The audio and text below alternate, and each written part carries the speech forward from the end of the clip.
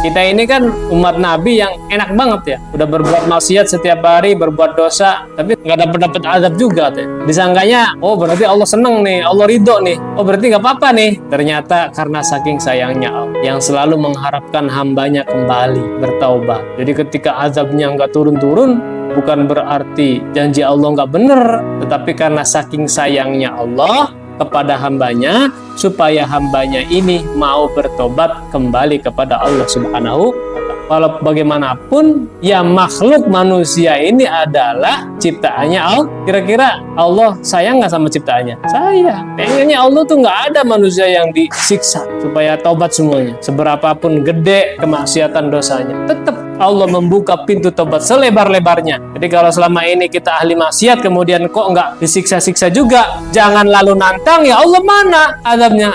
Bersegeralah bertobat kepada Allah.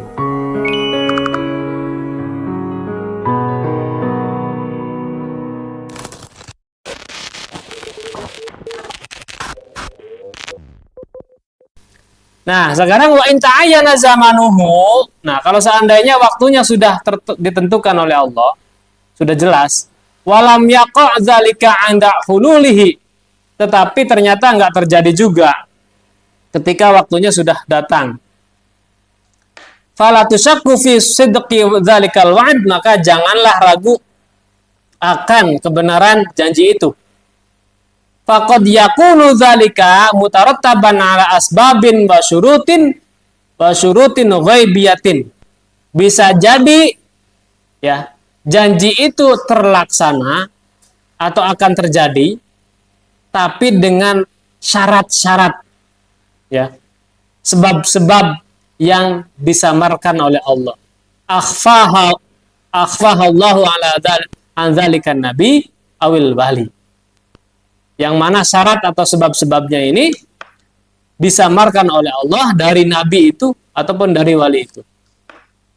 Kenapa janji Allah belum juga terjadi, belum juga peristiwanya terjadi? Karena ada beberapa sebab dan syarat yang harus terpenuhi, dan itu syaratnya disamarkan oleh Allah. Kenapa? Litazhara qahriyatuhu wa izzatuhu wa hikmatuhu, supaya tampil maha keperkaasaannya Allah, kemuliaannya Allah, hikmahnya Allah, kebijaksanaannya Allah Subhanahu wa Ta'ala. Yaitu, kalau semuanya cepat terjadi ya, nggak rame. Biar tahu bahwa Allah itu maha perkasa, maha mulia. Jadi pelajaran yang kita bisa ambil adalah ketika Allah memberikan janji kepada kita, kemudian ternyata janjinya belum juga terjadi, oh mungkin di situ ada sebab dan syarat yang kita belum penuhi. Minta kaya, terus sama kiai dikasih amalan, baca ya rozak, contohnya ini. Mau kaya nggak? Mau jadi orang kaya? Mau nggak? Mau. Dikasih amalan, baca nih ya rozak 800.000 kali sehari, baca tuh tiap hari ya selama 1 tahun gitu. Udah habis 1 tahun ternyata nggak kaya-kaya juga. Oh mungkin di situ ada beberapa syarat dan sebab yang belum terpenuhi, yang mana sebab dan syarat itu disamarkan oleh Allah. Ternyata hati kita belum siap untuk menjadi orang kaya. Masih gampang tersandung skandal. Masih gampang tergoda. Bisa jadi nanti kekayaan itu malah menjerumuskan kita, menjauhkan kita dari Allah. Bisa jadi orang yang sombong dan lain sebagainya. Itu syarat-syarat, sebab-sebab yang dirahasiakan oleh Allah. Kita harus tetap husnudzon kepada Allah. Wa ta'ammal qadiyata Sayyidina Yunus alaihi salam haitsu akhbara qaumu bil azab lama ukhbira bihi wa firra anhum. Begitupun kita harus melihat ceritanya Nabi Yunus alaihissalam ketika beliau memberikan kabar kepada kaumnya dengan akan turunnya siksa, lama ukhbiro bihi wa fir'anhum, ternyata enggak turun-turun juga. Ya, kata Nabi Yunus, "Hei, manusia jangan berbuat maksiat. Nanti kamu dapat siksa, dapat azab dari Allah." Kaumnya malah ngeledek. "Coba aja datengin dulu." Oke. Nanti bulan sekian akan datang azab. Ternyata nggak datang juga. Hah? Akhirnya Nabi Yunus dikejar-kejar sama kaumnya. Nabi Yunus akhirnya lari. Wa firra anhum. Ya.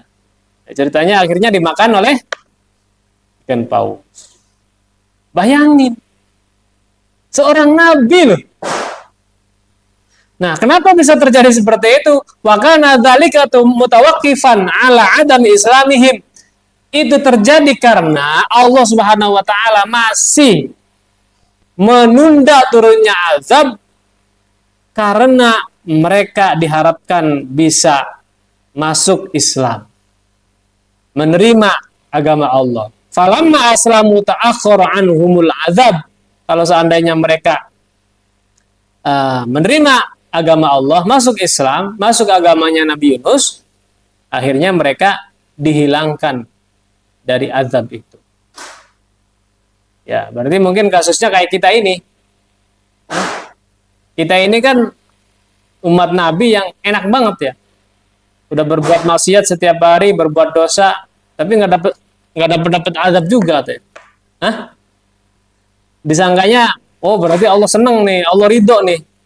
Oh berarti nggak apa-apa nih. Hah? Ada kiai, jangan maksiat lah nanti kamu cilaka. Kata yang ahli maksiatnya, coba aja datangin mana. Nantang. Ternyata karena saking sayangnya Allah, yang selalu mengharapkan hambanya kembali bertaubat. Jadi ketika azabnya nggak turun-turun, bukan berarti janji Allah nggak benar, tetapi karena saking sayangnya Allah kepada hambanya, supaya hambanya ini mau bertobat kembali kepada Allah Subhanahu wa Ta'ala.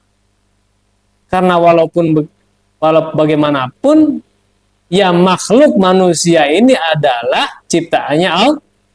Kira-kira Allah sayang nggak sama ciptaannya? Sayang. Pengennya Allah tuh nggak ada manusia yang disiksa supaya taubat semuanya. Seberapapun gede kemaksiatan dosanya, tetap Allah membuka pintu taubat selebar-lebarnya. Jadi kalau selama ini kita ahli maksiat, kemudian kok nggak disiksa-siksa juga, jangan lalu nantang, ya Allah mana azabnya? Bersegeralah bertaubat kepada Allah. Wa kadzalika qadiyatu sayyidina Nuh alaihi salam. Begitupun ceritanya Nabi Nuh alaihi salam. Yang mana Nabi Nuh ini ditugaskan oleh Allah membuat perahu kan? Qala inna ibni min ahli. Nabi Nuh mengatakan, ya Allah, anakku itu adalah keluargaku. Wa inna wa'dakal haq, dan janjimu itu pasti benar. Ya. Allah menjanjikan bahwa semua ahlinya atau keluarganya Nabi Nuh akan selamat. Ternyata anaknya ini malah membangkang, nggak mau masuk perahu kan? Dia menantang kan? Dia naik ke atas gunung dan terus akhirnya Nabi Nuh mengatakan, ya Allah, katanya semua keluargaku akan selamat. Nah, anakku itu termasuk dari keluargaku, katanya. Dijawab oleh Allah. Fawaqafa ma'a zahiril umum. Nabi Nuh di situ hanya memahami dari secara zahir saja. Faqala Allah Ta'ala, kemudian Allah Subhanahu wa taala menjawab, innahu laisa min ahlik. Wahai Nabi Nuh, anakmu itu bukanlah keluargamu, bukanlah bagian dari keluargamu. Innahu amalun ghairu sholih. Dia itu bekerja tapi nggak baik. Kerjaannya nggak benar. Orang yang nggak benar. Wa nahnu innama wa'annaka binajati sholih min ahlik. Kata Allah, aku memberikan janji kepadamu akan menyelamatkan semua keluargamu tapi yang soleh. Jadi janji Allah bener nggak? Bener. Semua keluarga Nabi Nuh akan diselamatkan oleh Allah. Pasti. Itu janji Allah. Tetapi Nabi Nuh belum paham bahwa janji Allah itu berlaku untuk keluarganya yang soleh, yang baik-baik. Kalau yang nggak baik, berarti bukan keluarganya. Nggak selamat.